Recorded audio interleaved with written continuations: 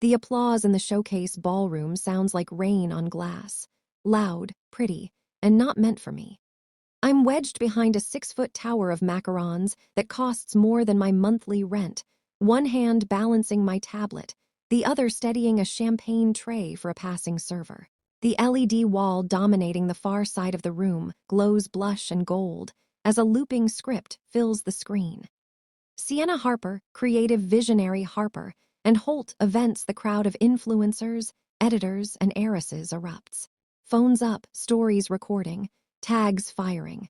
The Harper and Holt signature showcase was supposed to be about the brand, our brand, but the brand now has a face and it isn't mine.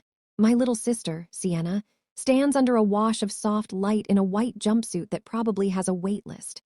Her hair is pressed and curled into careless perfection. Her 500,000 follower smile could sell anything. And none of this, she purrs into the mic, would be possible without my amazing team. There's a beat. Someone near the front yells, "We love you, Sienna."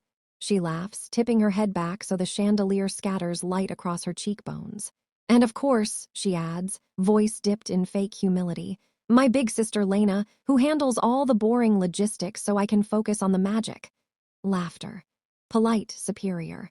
The kind people use when they're relieved it isn't them. On the LED wall, a montage plays.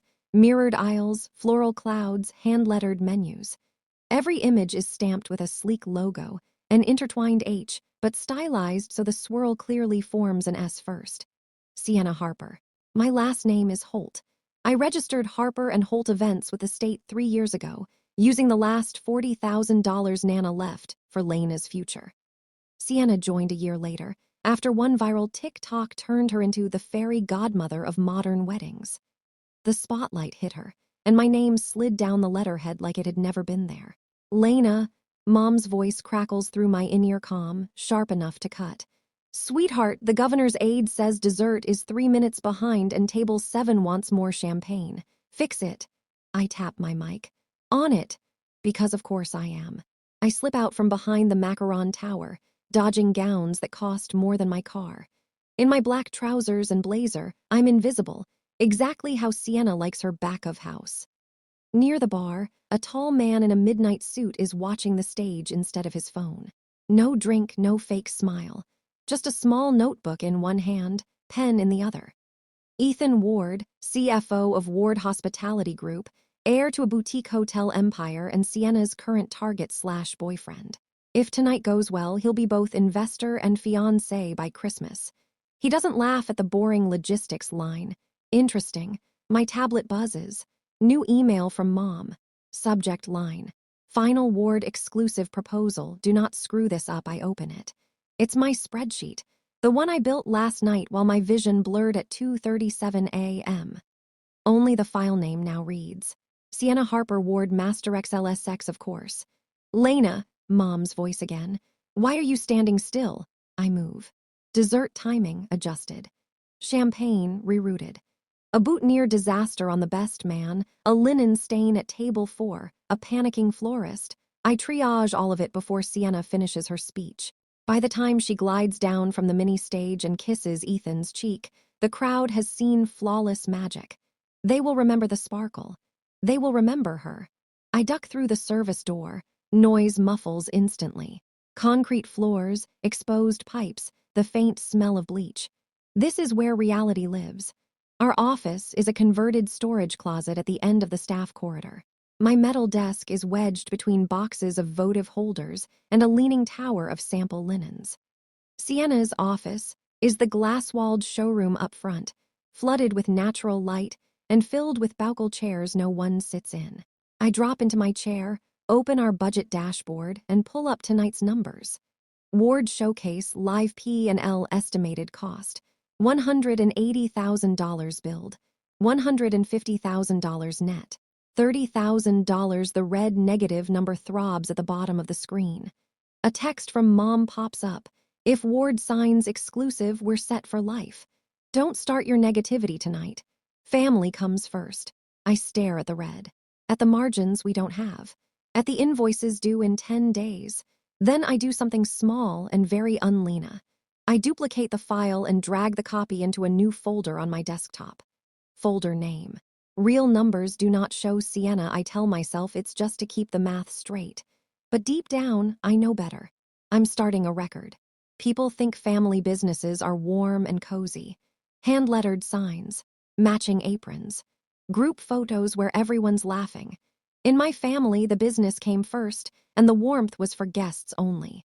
Harper and Holt started in Nana's cracked driveway backyard.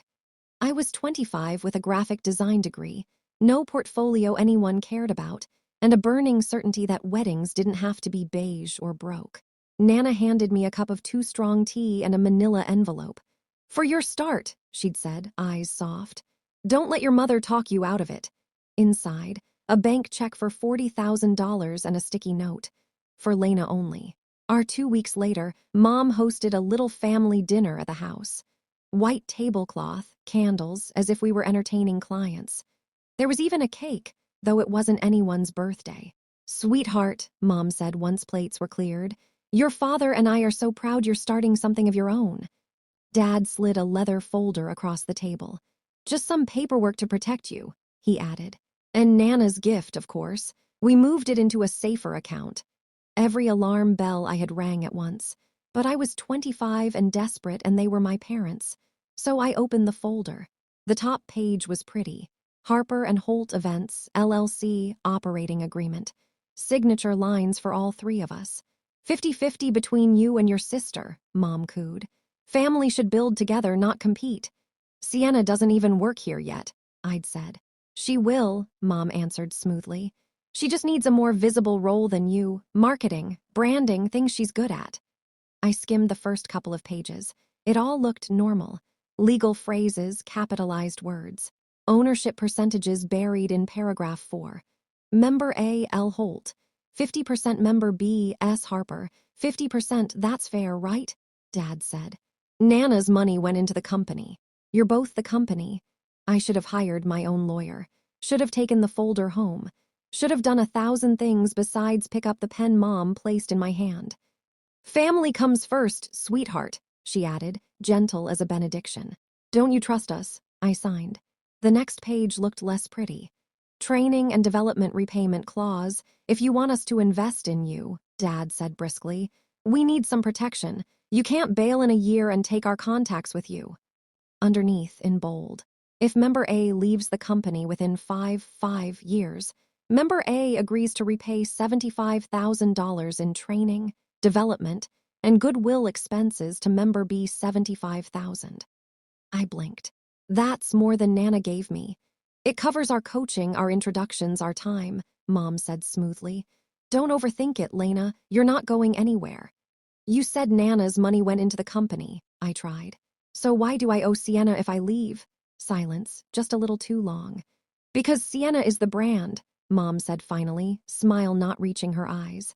"You're the engine. Engines are replaceable, sweetheart. Faces aren't." The words sat in my gut like stones. But the plates were cleared, dessert was waiting, and Dad was already signing his witness line. Sienna, freshly 21 and home from college, appeared behind my chair, smelling like expensive body spray and entitlement. "Sign it so we can cut the cake," she laughed, looping her arms around my shoulders. "I have plans tonight." I signed.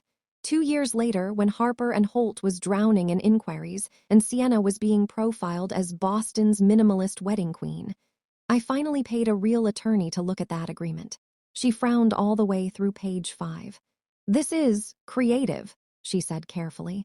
"Your parents used your inheritance as capital, then tied you to your sister with a poison pill clause. You leave, you owe her more than you ever got. So I'm stuck. For now." The attorney slid the folder back to me. "But they made mistakes, sloppy ones. They blurred personal and business finances. That clause is vulnerable if someone with money and motive wants to challenge it." At the time, I had neither. So I went back to my closet office and kept building a brand where my name came second. Tonight, though, as the ward P and L bleeds red on my screen, I reopen the scanned PDF of that operating agreement. My finger traces the numbers, the signatures, the subtle inconsistencies my attorney highlighted in yellow. Then I drag a copy into the same folder as the showcase budget. Folder, real numbers and docs, Do not show Sienna evidence, my brain whispers. For what, I still don't know. But somewhere under the exhaustion, something stubborn is waking up. 3 days after the showcase, Ethan Ward walks into our showroom, and the entire front staff forgets how to breathe. He's not loud money like most of our clients. No logo belt, no watch begging to be noticed. Just a tailored navy suit, dark tie, expression that says he doesn't miss much. Mom swoops in first, all teeth and charm. Mr. Ward, what an honor. Can I get you a latte? Still, almond milk, no foam? He nods once. Thank you, Meredith. Only my mother can make a billionaire CFO sound like the intern. I've set you up in the design lounge, she trills. Sienna is just finishing a call with Vogue Weddings. Of course she is. From my spot at the back desk, I close the spreadsheet I'm reconciling and open the Ward Project dashboard. Numbers slide into place. Our showcase overspend. The proposal Mom sent from Sienna's email. The actual cost of the exclusive Ward partnership if we keep undercharging like we did. The math doesn't care about branding. Lena, Mom's voice snaps like a rubber band. Bring the updated projections into the lounge. And try to look like you've slept.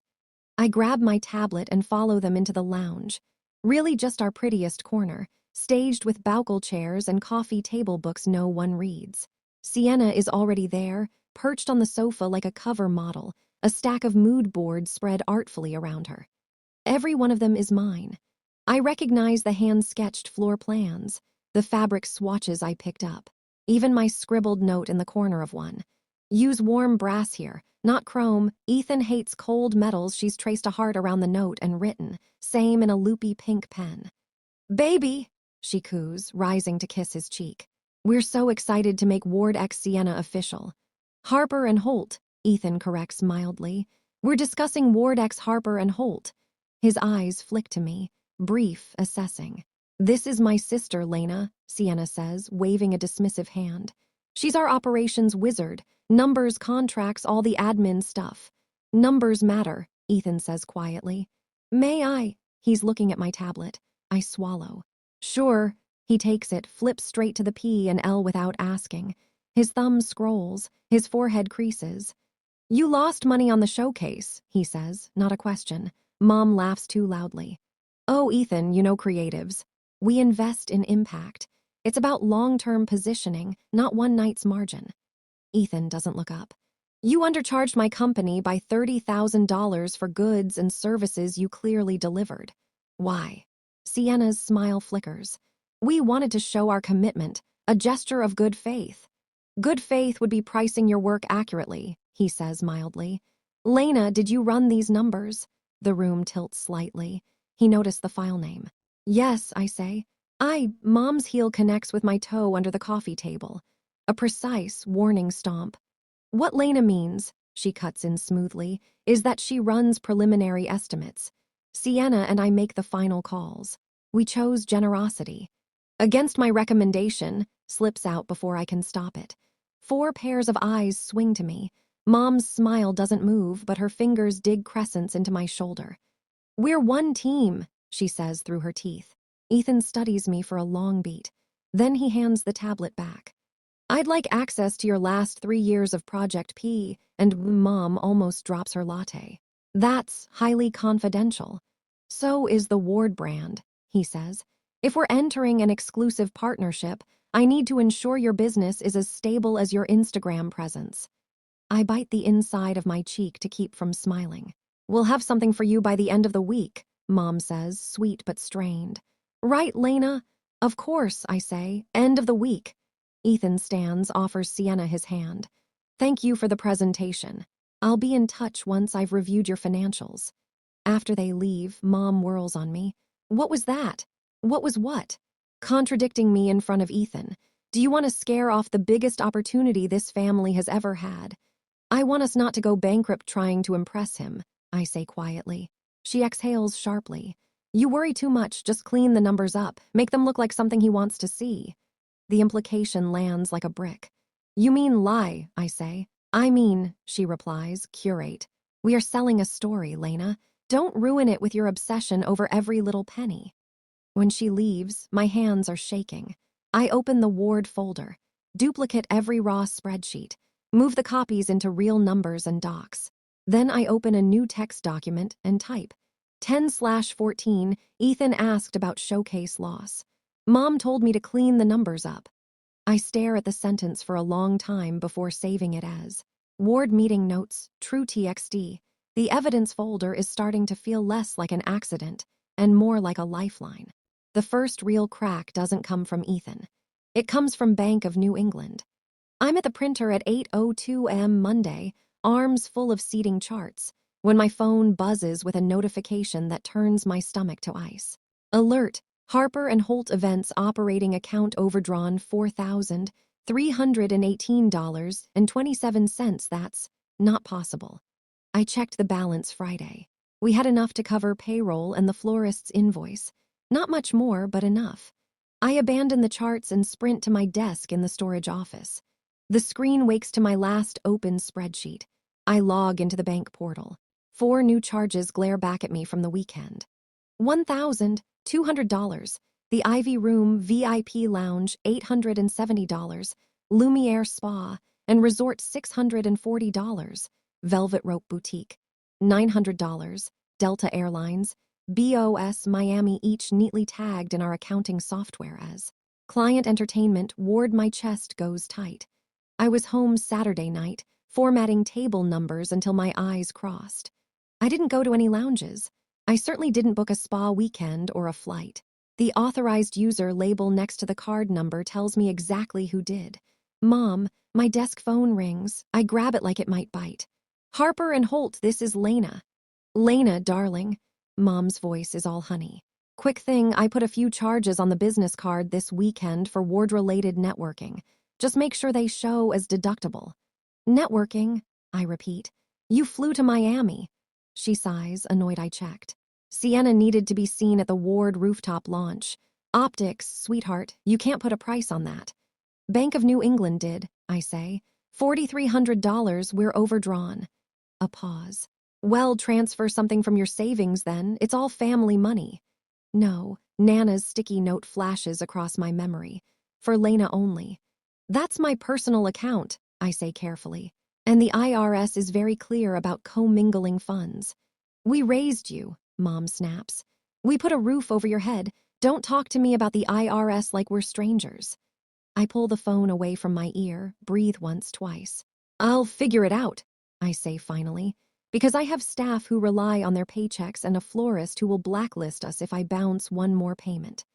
After she hangs up, I export the weekend transactions to PDF and drop the file into real numbers and docs. Then I print a copy and slip it into a plain folder. At lunch, instead of eating at my desk, I drive to the brick townhouse with the overgrown rose bushes on the corner of Willow and 3rd. Nana's house. She answers the door in a slate blue cardigan, eyes sharp behind her readers. Well, she says, looking me up and down. You've got that my mother's done something unforgivable face again. Come in. The living room smells like lemon polish and old paper. I sink onto the floral sofa I've been collapsing onto since I was 5. She waits, she always has. I slide the folder across the coffee table. Mom's been putting personal charges on the business account, calling it client entertainment. We're overdrawn. Nana reads every line, doesn't skim, her mouth flattens. And this is just one weekend? Yes. How long has this been going on? I hesitate. I don't know. I only started checking user tags a few weeks ago. She closes the folder softly. Show me the rest. By the time we're done, there's a small mountain of printouts on the table. Mies-coded Sephora trips, first-class flights, boutique shopping sprees, all quietly buried under marketing and client relations. Nana sits back, eyes closed for a moment. When she opens them, they're flint. Your mother isn't just sloppy, she says. She's stealing from you. She keeps saying it's family money, I whisper. That's exactly what thieves say when they share a last name. The words land so hard my eyes sting. I can't leave, I say. There's a clause. $75,000 if I walk before the 5 years are up. They used your inheritance as leverage. I know, Nana says quietly. I stare at her. You know. She gets up, disappears into the hallway, and returns with her own manila envelope. Inside, a copy of the same operating agreement, edges marked with blue pen, whole paragraphs circled. I asked my lawyer to take a look after your mother bragged about her brilliant little lock-in clause, Nana says. He was unimpressed. She taps one of the circles. They mixed personal guarantees with company obligations. They never filed half the amendments properly. It's a mess, which is good news for you. Good news. Sweetheart, she says, leaning forward. That clause is as strong as wet tissue if someone with resources decides to test it. Mom has resources, I say bitterly. I'm not talking about your mother, Nana says. I'm talking about someone like that ward boy, numbers man, doesn't like being lied to. The kind who will burn a company down rather than let it cheat him. I swallow. He's already suspicious. Good. Nana's smile is sharp. Then you have 2 jobs. First, keep doing what you're already doing, save everything. Real numbers, real dates, real signatures. Second, she reaches for a yellow legal pad, starts writing with surprising speed. We make sure your mother admits, in her own words, that she thinks your business account is her personal wallet. I think of Mom's easy, family money line on the phone this morning, of how certain she sounded. How, I ask. Nana looks up. We let her overreach. We let her text you what she's too arrogant to say out loud. And when she does, her pen underlines something 3 times. We put a real lawyer on your side of the table and see how quickly their pretty little house of cards collapses. For the first time in months, the tight band around my ribs loosens, just a fraction. Lena, Nana says, and her voice is softer now. I gave that money to you because you build things that last. They've been building mirrors. It's time someone broke one. I look at the folder of evidence between us, at Nana's marked-up copy of the contract, at the legal pad with a plan forming in thick blue ink. And for the first time since I signed my name under Sienna's on that operating agreement, a thought that used to terrify me suddenly feels possible. What if I don't have to stay? The Thursday morning after the showcase, Ward Hospitality sends an email that detonates the office. Subject line: request for financial disclosure. Urgent. Mom reads it at her desk in the glass showroom, her face cracking for one split second before she rearranges it into a smile that would fool anyone who didn't grow up studying her tells. Dad power walks from the admin hall, loosened tie swinging, already red in the face. Sienna is nowhere to be found, probably doing a sponsored eyelash appointment for the aesthetic of it. Lena, Mom barks into her intercom, the way someone calls a dog that's been chewing the furniture. I step out of the supply corridor with my tablet hugged against my chest. She waves the email in the air. We need 3 years of clean financials by tomorrow. TOMORROW.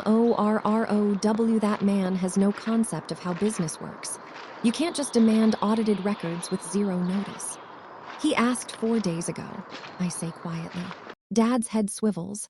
What was that? You asked me to prepare files for him. Friday. My voice is even, polite, the way you speak to feral animals. Mom straightens like a puppet jerked by an unseen string. We told you to clean the numbers, not dump raw spreadsheets into his lap. I haven't given him anything yet. Good, Dad says. Then you'll take what we give you, merge it with whatever looks stable, and make it pretty.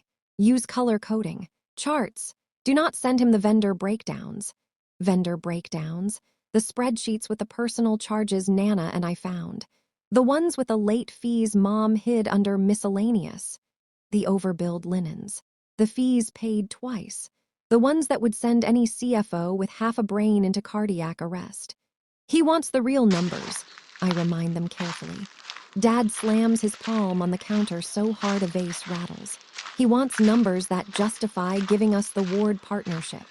That young man is not going to tank this business over your compulsive honesty issues. My compulsive honesty issues.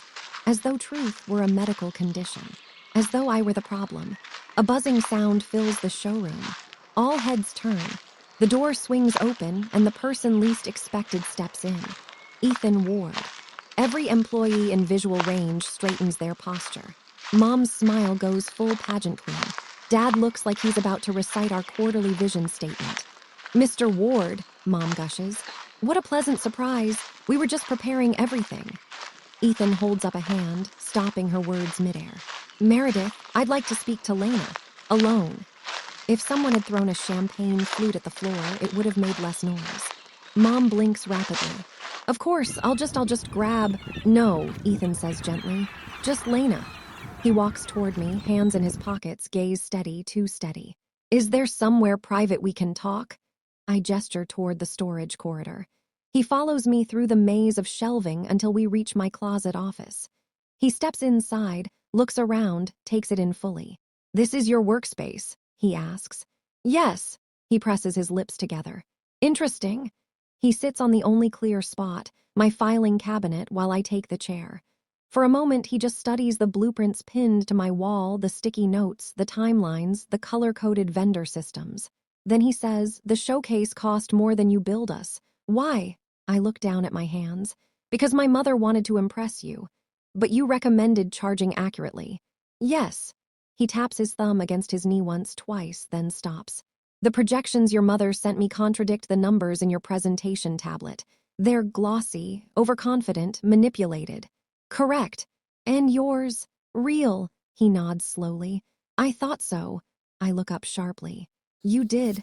I didn't come here today for your mother, he says plainly. I came because every time I've asked a question, you're the one who answers it. Every time I'm given something polished, you're the one holding the raw bones underneath. He leans forward slightly. Lena, something is wrong with this company. I want to know if you're in danger. My breath sticks. No, I say automatically. He waits. No, I try again. His silence is patient and brutal. Finally, I whisper, I might be. He nods once like he already knew. Good, then I want you to do something for me, and I need you to be absolutely truthful. What? Show me the real books. The room hums. The overhead light buzzes like a hornet. The air shifts, thickening with something irreversible. I open the real numbers and docs folder. I hover over the files, and I click. Ethan doesn't speak for several minutes. He scrolls, reads, scrolls again, zooms in, zooms out, cross-references totals with subcategories. The way accountants do when they suspect a body is buried under a floorboard. He reaches the section Nana and I flagged, the personal charges, the networking expenses, the boutique receipts coded as Ward Invest Aesthetic Consult. He exhales once through his nose. Controlled, calculated. The kind of sound a predator makes before it commits to a clean kill. When did these start? He asks. 17 months ago, I say. Around the time Sienna started seeing higher profile clients. And before that, smaller. Mostly clothing, makeup, dinners. And your mother coded them as client entertainment. He clicks to another sheet. Bank fees, overdraft penalties, unpaid vendor balances. Are you behind on invoices? He asks. Yes, how far behind? 61,000. He closes his eyes for 1 second, just one, and when he opens them again, there's nothing warm in his expression anymore. Why didn't you say anything? I did, I whisper.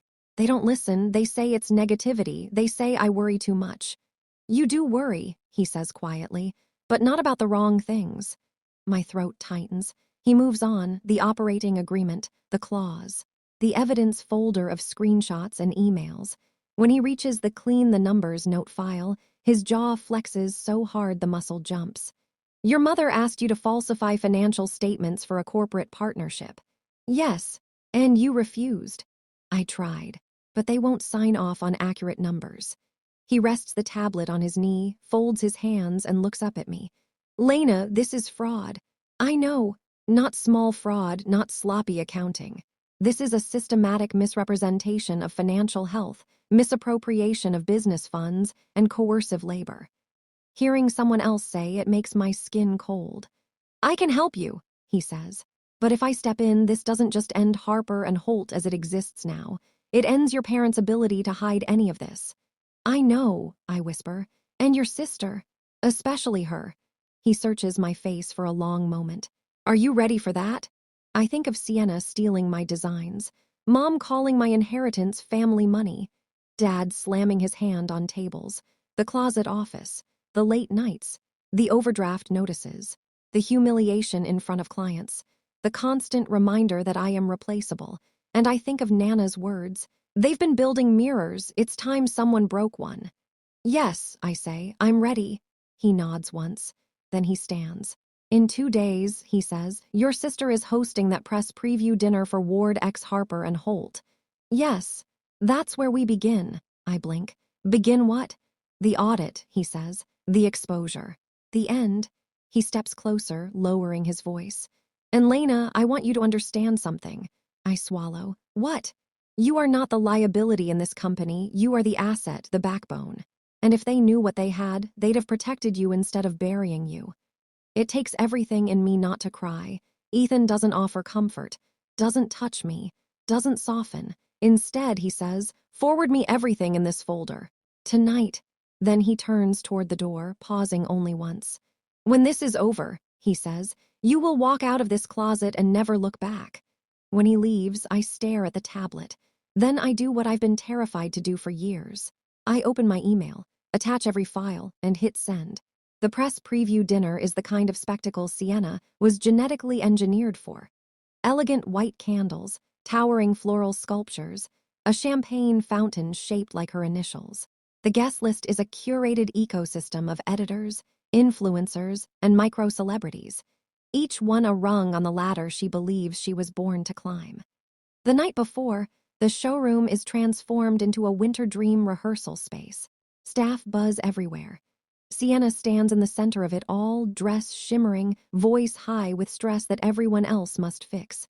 Lena, she calls without looking at me. The place cards are off by 2 millimeters. Fix them. I correct placement while she FaceTimes with someone, laughing about being so exhausted from leading a brand. I keep my expression neutral. That's my role, invisibility with efficiency. What she doesn't know, and what Mom definitely doesn't know, is that Ethan spent the entire day with Nana's lawyer. And what none of them know is that the plan is already set.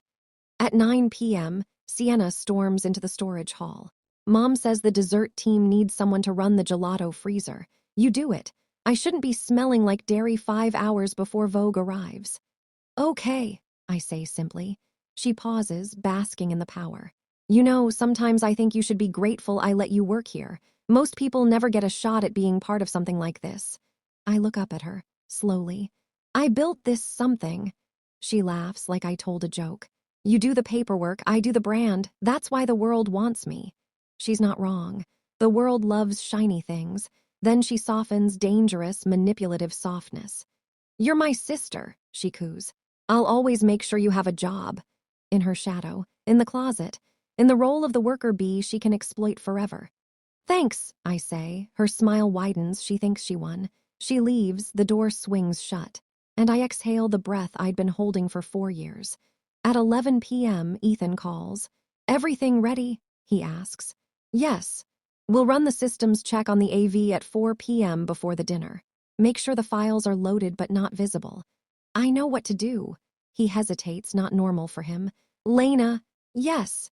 When this blows up tomorrow, you're going to hear things from your family, ugly things. They'll call you ungrateful, vindictive, disloyal.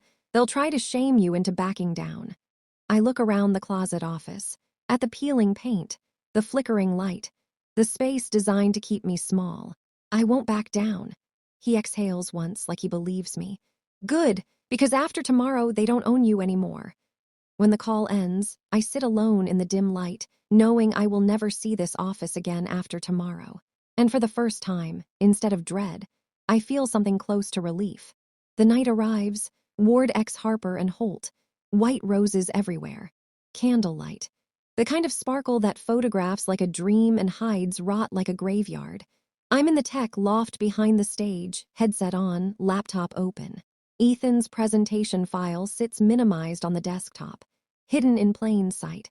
Sienna floats around greeting guests. Mom directs staff like she's conducting an orchestra. Dad schmoozes donors, the charm dripping off him like cologne.